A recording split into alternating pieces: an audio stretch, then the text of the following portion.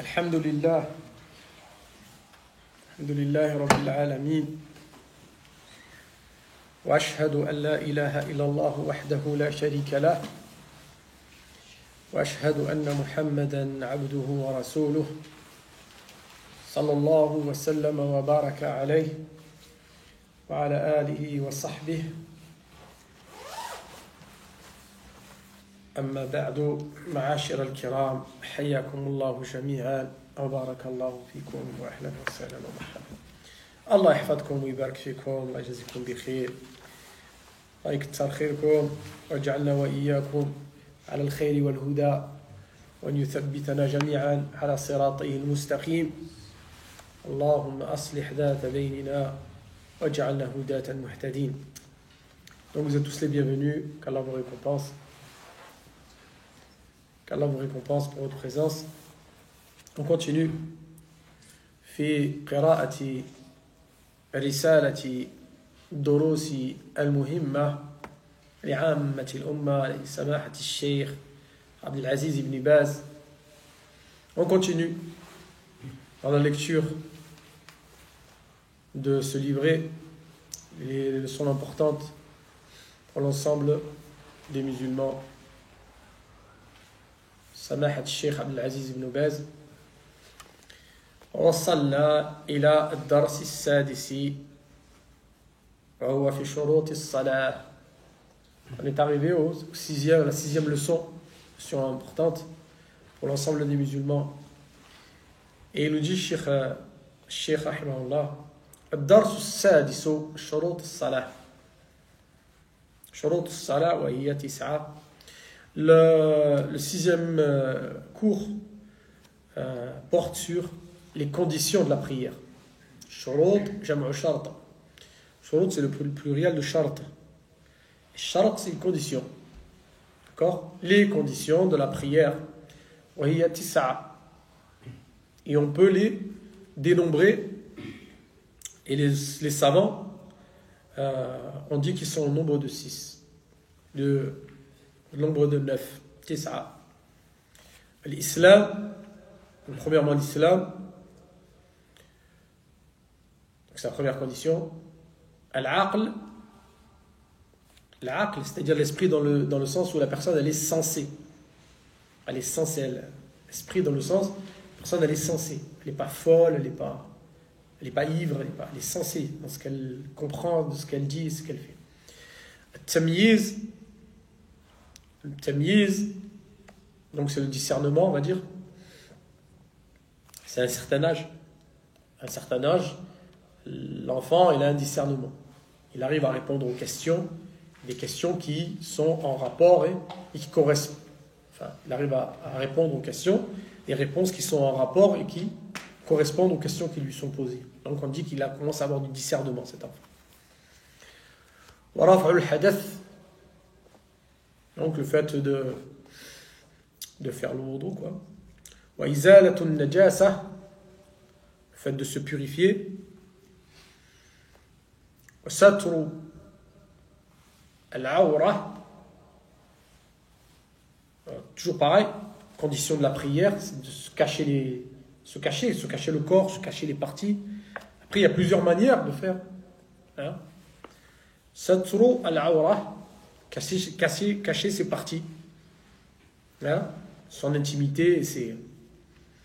Wa dukhul al-waqt, c'est-à-dire faire la prière dans son fuseau horaire, dans le temps qui est légiféré pour chacune des prières. Dukhul al-waqt. Wa alaykum assalam wa rahmatullah. واستقبال القبلة, aussi parmi les conditions de la prière, le fait de se tourner dans la direction de la qibla. La qibla en arabe, al-qiblatu, c'est la direction. Qiblatu, c'est la direction. Cette direction, c'est la direction de la Kaaba, la maison sacrée. Donc ça, c'est la 8e condition. Et la 9e, an-niyya, c'est l'intention. Donc après, chacune de ces conditions est détaillée et expliquée. Et il y a comment vous expliquer, comme des chapitres dans chacune. D'accord? Comme le Satr al-Awra, il y a plusieurs manières de se couvrir. Dukhul al-Waqt, par exemple, l'heure de la prière. Donc ça va dépendre de chacune des prières. Pas mal de choses. Comme Istiqbal al-Qibla, le fait de se tourner dans la direction de la Qibla. Alors il va y avoir des conditions, il va y avoir des règles, il va y avoir des lois. Il nous dit, Cheikh Abd al-Razzaq, as-salatu. Donc vous avez remarqué que ce cours-là, le 6e cours, c'est le premier cours, tous les cours qu'on a fait, qui rentrent dans lequel Cheikh Ibn Baz a entamé la jurisprudence. في هذا الدرس السادس بدأنا به في الفقه. بدأنا به في الفقه. Tout ce qu'il y avait avant, ça tourne autour de l'aqida, si vous avez fait attention.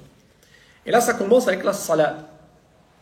La salat, c'est le premier cours de jurisprudence que l'on va entamer. D'accord? Et il faut savoir que le fiqh al-islami qisman yanqasimu ila qismayn. La jurisprudence dans l'islam se divise en 2 catégories. Al-fiqh al-akbar ou al-fiqh al-asghar. Est-ce que vous comprenez? Il y a la jurisprudence qui est majeure et la jurisprudence qui est mineure. La jurisprudence qui est majeure, c'est quoi? C'est tout ce qui va tourner autour de l'aqida. Ça rentre dans le fiqh. لكن يسمى فقها أكبر. Donc ça rentre dans la jurisprudence. D'accord? Mais son côté majeur, son côté le plus important de la jurisprudence, c'est tout ce qui va tourner autour de la aqidah, c'est ce qu'on a vu. Tout ce qu'on a vu sur l'iman billah, le malaika, le kutub, le rusul, le yawm al-akhir, le qadar, khayri wa sharri, كله يدخل في العقيدة وأقسام التوحيد وأنواع الشرك وشروط لا إله إلا الله وما مر بنا من تفسير كلام الله السور كله في العقيدة. Tout ça rentre dans l'aqida, c'est-à-dire la croyance. C'est la chose la plus importante. D'accord? Ça s'appelle le fiqh al-akbar. Et ensuite, عندنا le fiqh al-asghar, c'est-à-dire la jurisprudence, la sharia, la loi, et ça va être du côté de la sharia et de la jurisprudence qui est mineure, c'est-à-dire tout ce qui va tourner autour de arkan al-islam, wal-akhlaq, wal-mu'amalat, wal-a'mal. Tout ce qui va tourner autour des piliers de l'islam à partir de la prière. C'est pour ça que là, ça commence avec la prière. À partir de la prière, zakat, siyam, le hajj, l'umrah, le mu'amalat, les transactions, la manière d'agir, la manière de se comporter, les comportements, les jugements, tout ça, ça va rentrer dans le fiqh al-asghar. Ça va rentrer dans le fiqh al-asghar. Et donc, vous avez compris, la chose la plus importante dans le fiqh al-asghar, c'est quoi? As-salah. فقال الشيخ عبد الرزاق بن عبد المحسن حفظه الله, il nous dit là, الصلاة هي أعظم أركان الإسلام بعد الشهادتين. Il dit la prière est le pilier le plus important de l'islam après l'attestation de foi.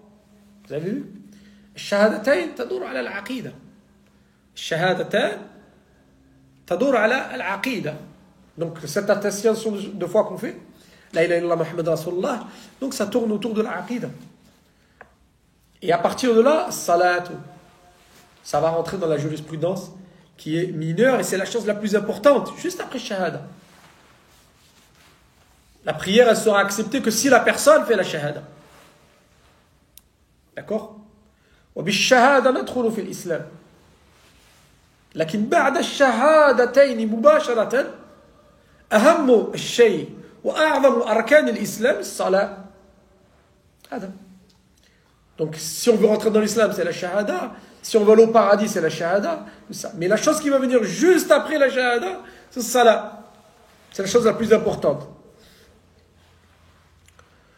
Vous voyez, ahammu umur al-abd. C'est la chose la plus importante la chose la plus importante pour la créature. فَمَنْ حَافَظَ عَلَيْهَا وَحَافِظَهَا حَافِظَ دِينَهُ. Quiconque sera assidu à la prière et s'accrochera à sa prière, sera constant dans sa prière, il priera comme il faut, quand il faut, alors il protégera, il sera assidu à sa religion, et il protégera sa religion, et sa religion sera en sécurité. En fait, si vous préférez, barakallahu fikum, c'est comme si une personne, elle veut juger son degré de religion, la valeur de la religion, il regarde sa prière. هذا شوف كل شيء مهم لكن أهم الشيء الصلاة. Tout est important dans la religion, il n'y a pas une chose qui n'est pas importante. Tout est important, même le siwak, tout petit siwak, c'est important ça. C'est très important le siwak. Mais la chose la plus importante, c'est la prière. Donc la personne qui veut évaluer son degré de religiosité, regarde la prière. Alors comment il se comporte lui dans la prière? Est-ce qu'il est présent dans la prière? Est-ce qu'il est concentré dans sa prière? Est-ce qu'il prie à l'heure? Est-ce qu'il vient à la mosquée? Est-ce qu'il donne importance à la prière et les prières secondaires?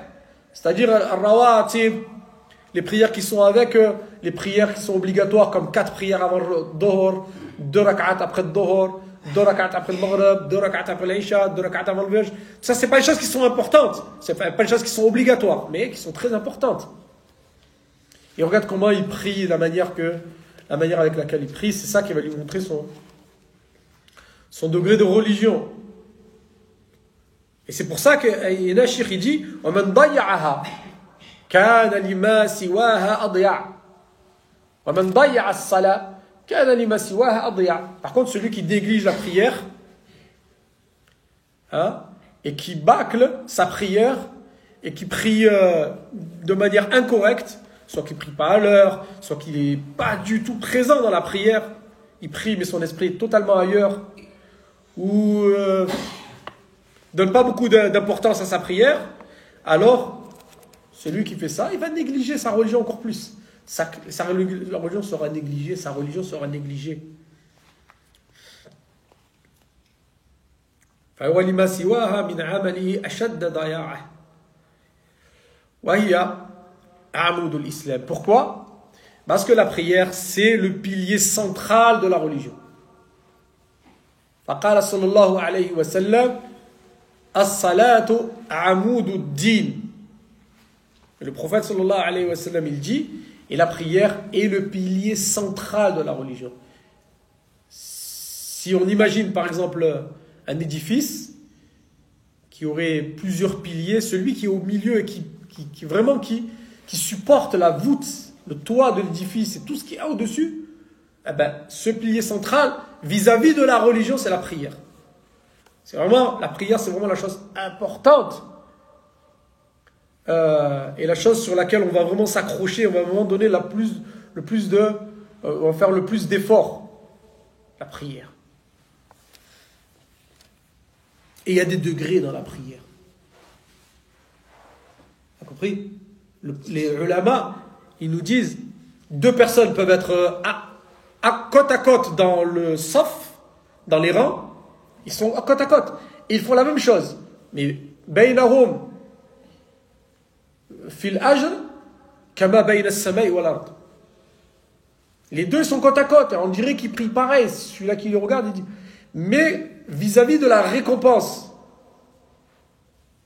ils nous disent, il y a la différence qu'il y a entre le ciel et la terre. S'il y en a qui prient vraiment avec la sunna, yusalli ala sunna, il prie selon la sunna, la tradition du prophète sallallahu alayhi wa sallam. Vraiment, il s'accroche à la sunna. Il est présent, il est concentré, il le fait pour Allah. Il y a beaucoup de choses qui font que la récompense, elle se démultiplie pour lui. Et inversement pour l'autre. S'il ne s'accroche pas à la sunna, qu'il n'est pas concentré, ou qu'il n'est pas vraiment sincère, ou qu'il prie, mais Donc vraiment, il y a des darajats dans la prière. Il y a vraiment des darajats dans la prière. ويجب الاهتمام بالصلاة وأن نعنى بها غاية العناية. Il faut vraiment qu'on s'accroche à la prière et qu'on lui donne une importance particulière. فإن قبول سائر الأعمال موقوف على قبول الصلاة. Parce que l'acceptation des actes de la personne va dépendre de l'acceptation de sa prière. فإذا ردت عليه سائر عمله. Si jamais la prière elle est rejetée, ben alors c'est toutes les actions qui seront rejetées. وفي هذا حديث, il existe un hadith très connu, authentique, رواه أبو داود في سننه عن أبي هريرة رضي الله عنه قال قال رسول الله صلى الله عليه وسلم أول ما يحاسب عنه العبد من عمله الصلاة. La première chose sur laquelle sera interrogée et sera jugée la créature de ses actions, c'est la prière. فإن صلحت فقد أفلح وأنجح. Si jamais sa prière elle est correcte, voilà, c'est en fait si on imagine que c'est le lien qui est entre nous et Allah, la prière, hein, on va imaginer que c'est le lien qui est entre nous et Allah subhanahu wa ta'ala. Ce lien il est solide, il est fort, hein, il est là, il est présent, tu vois, il est inébranlable. فقد أفلح وأنجح. Et si jamais c'est comme ça, alors certes il rencontrera le succès, il rencontrera la félicité le jour de la résurrection. وإن فسدت فقد خاب وخسر. Si jamais la prière elle n'est pas acceptée, la prière c'était une mauvaise prière qu'il faisait, alors certes il rencontrera la ruine, فقد خاب, il rencontrera la défaite et la ruine, khasir, et il rencontrera la défaite. Il sera ruiné le jour de la résurrection, il sera perdu. Et si jamais c'est entre les deux, c'est-à-dire il a bien prié, mais on est tous des êtres humains et Allah nous a créés faibles, donc c'est obligé que des fois on est inattentif, ou des fois on a oublié une rak'at, ou des fois il y a des choses qu'on n'a fait pas bien ou quoi. Allah Ta'ala il le sait.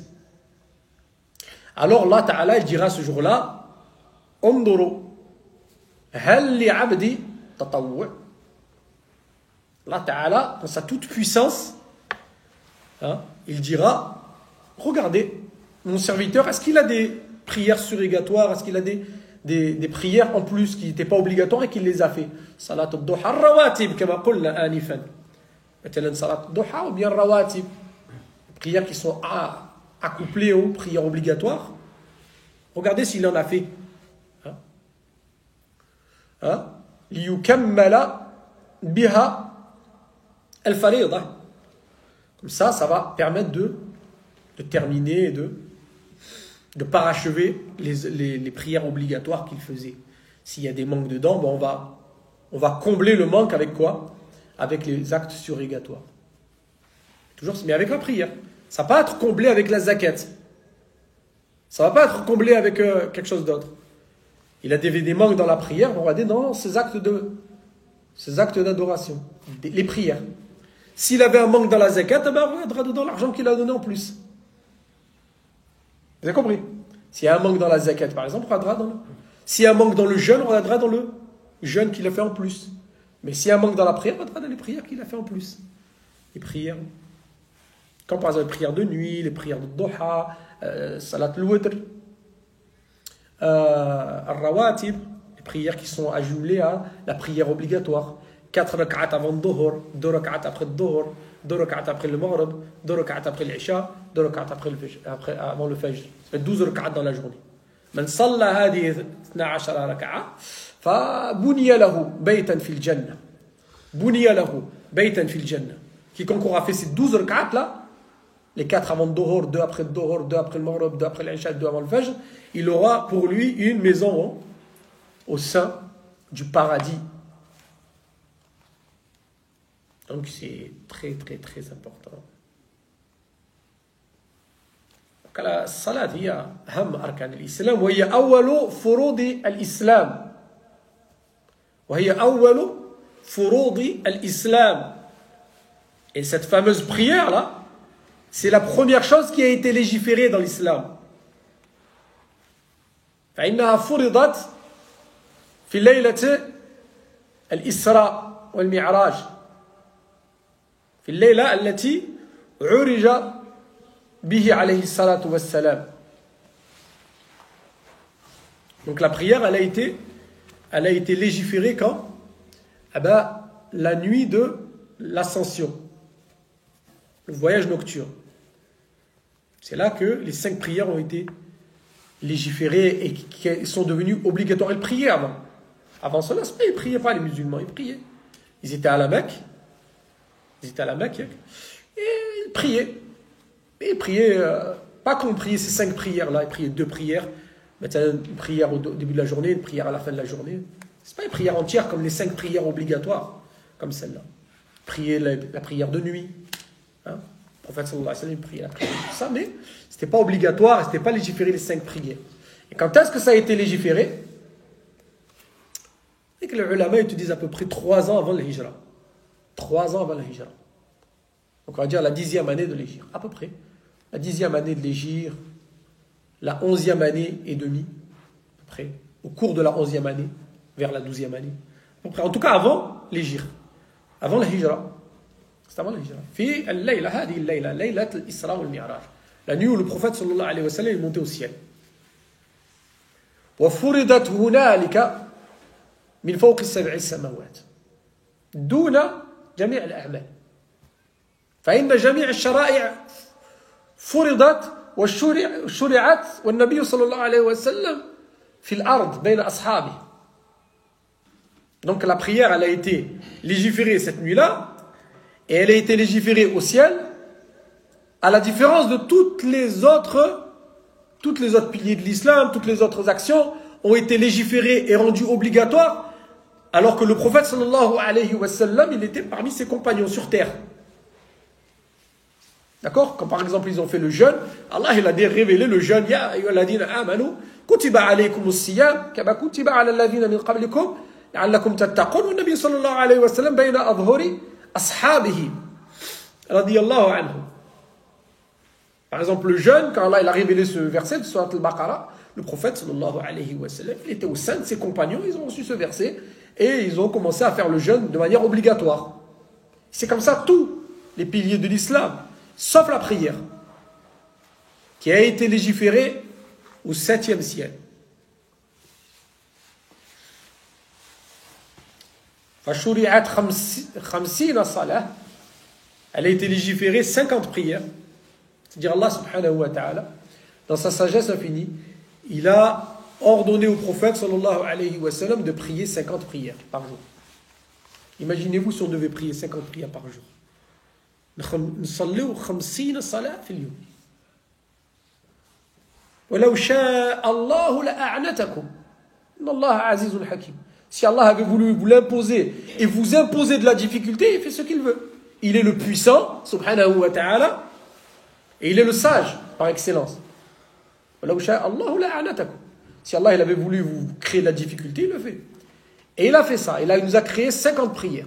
Il nous a légiféré plutôt 50 prières. Et le prophète sallallahu alayhi wa sallam n'avait de cesse de remonter chez Allah après les conseils de son frère, le prophète Moussa alayhi salam, qui lui disait non, remonte chez Allah et demande de lui de diminuer. Demande à ton Seigneur de diminuer, car ils ne pourront pas, j'ai côtoyé les hommes avant toi, et ils n'arriveront pas à tenir 50 prières. Le prophète sallallahu alayhi wa sallam, il remontait à chaque fois voir Allah ta'ala. Il disait, oh Seigneur de l'univers, khaffif. Et Allah subhanahu wa ta'ala, il est bon. Il est toujours bon, Allah ta'ala. Et c'est comme ça qu'Allah, il a diminué le nombre de prières. Au début, c'était 50, après on va dire 40, après 30. Et le prophète, chaque fois qu'il descendait, rencontrait Moussa, alayhi salam. Et chaque fois, Moussa lui disait, non, c'est trop, même 30. Remonte, redemande. Allah, il est bon. Il te donnera ce que tu demandes. Et le prophète, sallallahu alayhi wa sallam, il remontait à chaque fois. Il remontait. Et il redemandait. Et Allah Ta'ala, il répondait à la demande à chaque fois. Il disait 30, après c'est descendu à 20, après c'est descendu à 10. Après c'est descendu à 10. Après, il a rencontré Moussa alayhi salam, pareil, dans le ciel qui est en dessous. Et Moussa lui dit, non, on était à 10. Il lui dit, remonte, ils n'y arriveront pas. Il remonte et Allah Ta'ala dit, bon, on va faire 5 prières. Je vais vous légiférer 5 prières. Khams في العمل 50 في الأجر لا تبديل لكلمات الله. Là, il a dit jamais ma parole ne doit changer. La parole d'Allah est immuable, elle ne changera jamais. Il a dit vous allez faire d'accord 5 prières, 5 prières en action, mais vous aurez quand même 50 prières en quoi? Alhamdulillah. Al-hasanatu bi'ashri amthaliha la tabdila li kalimatillah. La hasana, elle sera toujours multipliée par 10, même plus. Et les paroles d'Allah ne changent jamais. Et redescendu, il a rencontré Moussa alayhi salam. Il a dit remonte, c'est trop encore. Il a dit inni astahi. Il a dit j'ai trop honte, je peux pas. Je peux plus. Là, je peux plus. Et nous, d'abord, c'est ça qui nous a été imposé. 5 à notre communauté, 5 prières. Mais chez Haja en vrai. On peut. On fait nos prières le matin, avant d'aller au matin au travail. Après, au moment de manger, tu fais tes prières. C'est tout calculé pour. Hein? Il y a toujours une sagesse. Subhanallah al-Radim, dans ce cas-là, il légifère. Toutes les prières, elles tombent au bon moment. Il y en a 5. Il n'y en a pas 6. Il n'y en a pas 4. Pas 3. Il y en a 5, elles tombent exactement au bon moment. Et tous les prophètes ont prié les prières. Tous ont fait les 5 prières. Le prophète, tous les prophètes. Avant le prophète Mohammed sallallahu alayhi wa sallam.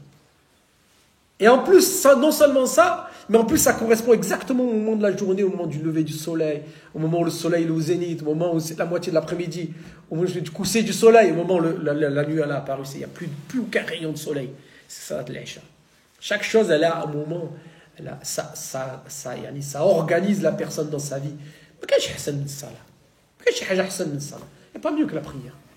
La prière à l'heure, quand elle est bien faite, quand la personne, elle...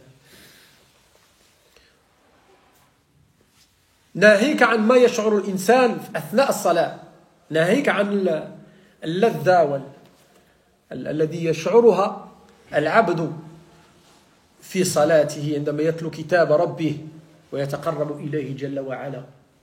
Sans compter tout ce que la personne elle va ressentir au moment de la prière, en récitant le Coran, en faisant des invocations et en se rapprochant d'Allah subhanahu wa ta'ala. Donc il nous dit vraiment, c'est vraiment important. C'est la première chose qui a été légiférée. Et c'est la dernière chose qui disparaîtra de la religion. Dans quel sens? Dans le sens où, ils veulent te dire par là que si la prière disparaît, la religion a disparu. Ça. الإنسان يترك الزكاة فهو عاصي وهو مرتكب كبيرة من كبائر الذنوب لكن يبقى مسلما.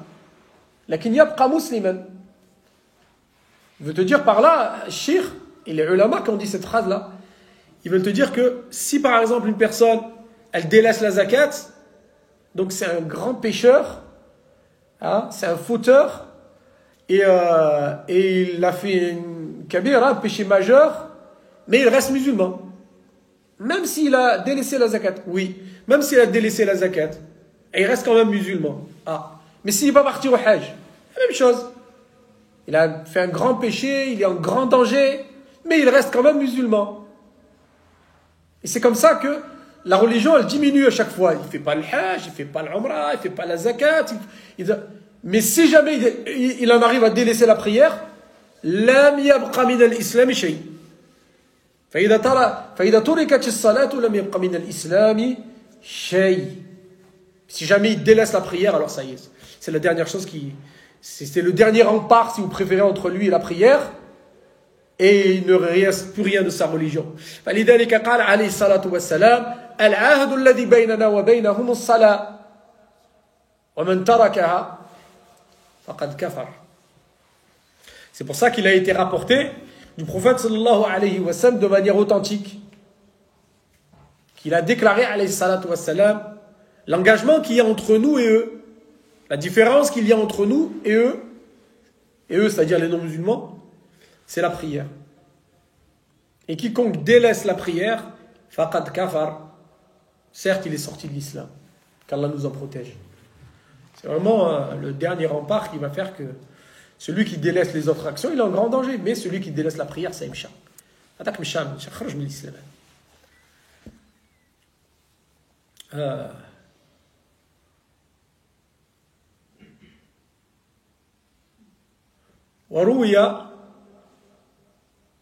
وروي أن أصحاب النبي صلى الله عليه وسلم لم يكونوا يرون شيئا من الأعمال تركه كفر إلا الصلاة. D'accord? C'est-à-dire, il a été rapporté que les compagnons, pas un compagnon ou deux compagnons, mais l'ensemble des compagnons, le groupe des compagnons du prophète, alayhi salatu wassalam, avait pour conviction que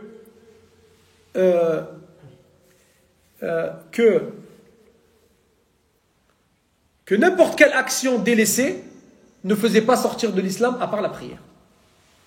Avait pour conviction que n'importe quelle action délaissée ne faisait pas sortir de l'islam à part la prière. Ça, c'était la conviction de qui?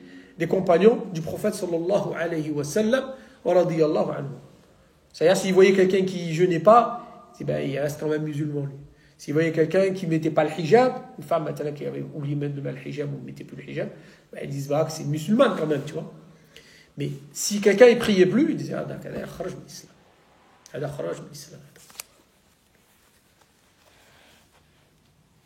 donc فلا يستقيم دين المسلم ولا تصلح أعماله ولا يعتدل سلوكه في شؤون دينه ودنياه حتى يقيم هذه الصلاة. Donc tu dis le musulman, toute son affaire là, qu'est-ce qui va lui arriver? Sa religion ne sera jamais droite, elle ne sera jamais acceptée. Et ses actions, elles ne seront jamais bonnes. Et il ne pourra jamais avoir un comportement exemplaire. Et toutes ces affaires, que ce soit de la religion ou même les affaires de la vie d'ici-bas, elles ne seront jamais bonnes, ne seront jamais acceptées, il ne connaîtra pas la rectitude s'il délaisse la prière. C'est vrai, même les gens, quand tu fais ils s'enlèvent, toujours ils sont sakines, ils ont toujours dans leur vie, c'est le ruina fi hayatoum. تلقى غير الروينة والمشاكل والاضطراب والمعيشة الضنكة. Les gens qui prient pas, tout ça. Surtout s'ils sont musulmans et qui prient pas, je parle moi. Tu vois que dans leur vie, il y a toujours des problèmes, il y a toujours ils ont une vie qui est très compliquée. Eux-mêmes, ils sont toujours en train de se plaindre de leur vie. Mais tu le vois quand tu lui demandes, il te dit, je prie pas, tu vois. Donc, mais celui qui prie pas guère, ou mcha, ou comme celui-là qui n'est pas musulman, ou la haja, c'est encore pire. C'est encore pire ça. C'est pour ça que Cheikh Al-Uthaymin alayhi rahmatullah يقول في قوله عليه الصلاة والسلام من ترك الصلاة فقد كفر من ترك جنس الصلاة. Cheikh Al-Uthaymin, qu'Allah lui fasse miséricorde, il te dit, le prophète, quand il dit celui qui délaisse la prière, c'est-à-dire qui délaisse la prière dans son ensemble, dans son entité. Dans le sens où c'est pas il a délaissé une prière, il a délaissé deux prières, il prie et il arrête. Non, il a rejeté la prière, ça il prie plus. Il te dit non, moi je prie pas. Il prie plus, il a délaissé, il est parti. Il y a une différence entre lui et quelqu'un qui prie et qui arrête. Tu dis Adam, tarak salat, walakin taïsalli. إياك يصلي وكيحبس. هذاك il est en grand danger dans sa religion. Mais il reste quand même musulman. Selon l'avis de qui? De notre éminent savant, Cheikh Mohammed ibn Salih al-Uthaymin. Tu dis, moi je ne peux pas le sortir de l'islam. Parce que le prophète, il a bien dit, Man taraka as-salah bil alif wal lam. C'est-à-dire vraiment s'il a délaissé ce pilier de manière définitive. Mais s'il délaisse une prière, ou délaisse 2 prières, ou il délaisse pendant 1 mois, il dit, moi je ne peux pas sortir de l'islam. Mais celui qui a délaissé complet, il est fort possible qu'Allah tabaraka wa ta'ala lui donne. Il lui donne la vie d'ici-bas, il lui donne de l'argent, il lui donne. Yanamsha. C'est quand Allah il veut punir quelqu'un, il peut lui donner des choses. Il lui donne comme ça, il continue encore plus loin dans son égarement. Et alors là, vraiment, c'est terrible. Donc il nous dit, à moins qu'il prie. Quand il prie, il nous dit, Hatta yuqima hadhihi salat ala wajhiha al-mashru' aqidatan wa ibadatan wa muta'assiyan bi rasul al-karim alayhi salatu wa salam. Il a dit donc les affaires, tout ce qu'on vient de dire, ne pourra jamais être droite. La religion ne pourra jamais être droite, à moins qu'il prie. Mais qu'il prie comme il a été légiféré de prier. Prie comme il a été légiféré, il le prie avec conviction, il prie avec application, avec dévotion et suivi du prophète Mohammed sallallahu alayhi wa sallam, alladhi qala sallu kama ra'aytumuni usalli. Donc le prophète sallallahu alayhi wa sallam, il a dit ça. Il a dit priez comme vous m'avez vu prier. Priez selon la tradition du prophète sallallahu alayhi wa sallam. في حديث آخر قال عليه الصلاة والسلام إنما فعلت ذلك لتأتموا بي ولتعلموا صلاتي. Il a prié sur le minbar alayhi salatu wassalam. Il est descendu, il s'est prosterné en bas, puis il est remonté, il a terminé la prière. Et ensuite, il s'est tourné vers les gens, il a dit, j'ai fait ça pour que vous me suiviez. Et que vous priez comme vous m'avez vu prier. Pour que vous appreniez de moi et que vous priez comme vous m'avez vu prier. Pour que vous appreniez de moi et que vous me suiviez. Priez comme j'ai. Donc la prière.